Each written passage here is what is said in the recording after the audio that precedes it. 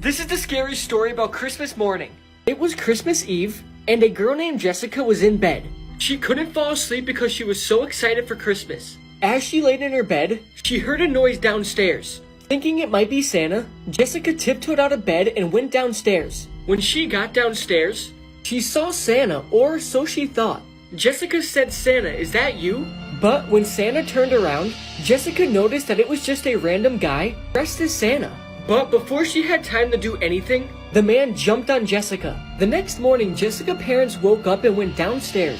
They then went into the living room and froze in horror at what they saw. They saw Jessica's severed head on the top of the tree, and her headless body was on the floor, wrapped in wrapping paper, with a note next to it that said, "We had a lot of fun last night. I'll be back next year." This is the creepy story about the ghost party. So there's this 12-year-old boy who woke up in the middle of the night. He got up and he wanted to use the bathroom. When he got there, he heard something like a party going on downstairs. You know, laughter, music, and even the sound of glasses being knocked together for a toast. So he decided to check what was going on. He went downstairs, he opened the door, and it was completely dark. You could hear the silence, even the TV was off. Years had passed until he mentioned that to his dad, who also heard the same thing. Turns out there used to be a small public bar in their home, which was 150 years old, and as it seems, everyone was still there. Here's a terrifying one-sentence horror story. "Please, Mommy, let us in," they screamed desperately outside of the house. Meanwhile, inside of the house, the mother called the police, wondering why these old men were wearing the faces of her dead children. Normal looking photos that have a disturbing backstory. When you first see this photo, you may not think much of it. The young guy in the photo looks pretty normal. But this is actually 17-year-old Jeff Franklin in the back of a police car. This photo was taken immediately after he was arrested for brutally beating his parents to death with a sledgehammer. He also critically wounded 3 of his younger siblings. This picture at a beach looks like your average vacation photo. But this image was found on the lost camera of 2 people who were swept away by a tsunami moments after this picture was taken, meaning that everybody in this photo died just minutes later. Murderers who are walking free today. Pedro Lopez. Lopez was sentenced for the rape and murder of 110 girls, but he claimed to do this to more than 300. In his early years, he did some time for stealing cars, but quickly moved to murder. By 1978, he'd killed more than 100 girls. Between the ages of 6 and 12, where he'd lure them from markets. But Lopez would only serve 14 years of his 16 years for this.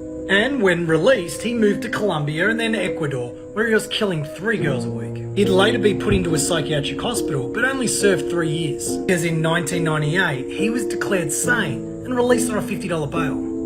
And after his release, he disappeared. And although he claimed to rape and murder more than 300 girls, would later believe his confessions after a mass grave was uncovered with flash floods. As of 2020, police still don't know his whereabouts. Here's a terrifying one-sentence horror story. You hear your mom calling you into the kitchen, but as you head downstairs, you hear a voice in the closet say, "Don't go down there, honey. I heard it too." Let this be a reminder, we never actually know who our neighbors are. Born in Newcastle, England to a prostitute 14-year-old mother, Mary Bell was the constant victim of abuse as a child. One day before her 11th birthday, Mary strangled Martin Brown, a 4-year-old boy in her local neighborhood. Then she meets up with her friend Norma Joyce. They break in and vandalize a local nursery and then walk across the street and strangle to death 3-year-old Brian Howe. Mary was convicted of manslaughter, declared a psychopath, and locked up for 12 years. She was released at the age of 23 and given an entire new identity to avoid her past. She is living somewhere right now and could even be your neighbor. This is the creepy story of the Candlejack. The Candlejack is a real spirit that still exists to this day. He wears dark clothing and has never shown his face. Whoever says his name becomes the property of the spirit. Anyone who has seen this spirit has gone insane and was later found with their eyes missing. This spirit is very real, and if you ever say his name, he will come after you.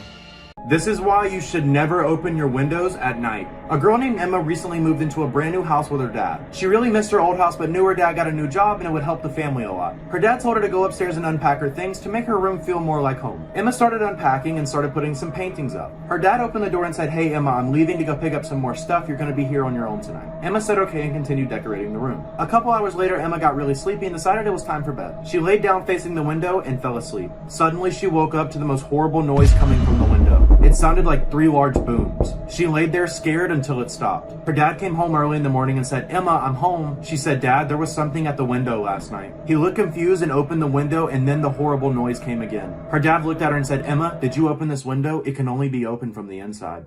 This is why you should always change your locks. In 2017, a college girl woke up from a nightmare drenched in sweat and decided to rinse off before going back to sleep. She propped her phone on a shelf, turned on some music, and then hopped in the shower. A few minutes later, she reaches for her phone to change the song, but stops suddenly. Reflected on her phone's screen was a person standing in the middle of her bathroom facing the shower. She somehow kept her composure, turned the water to scalding hot, and then ripped open the curtain and sprayed the intruder in the face. As they howled in pain, she ran past them to her kitchen to get her butcher's knife. In a panic, she can't find her knife, so she just runs out of the apartment and calls the police. The police go in and come out with a crazy-looking woman in handcuffs. One of the officers comes over to the girl and says she used to live here and she had copies of your keys. Then he pauses and looks down and brings up a clear evidence bag that contained her butcher's knife, and he says, "Looks like she wanted her apartment back."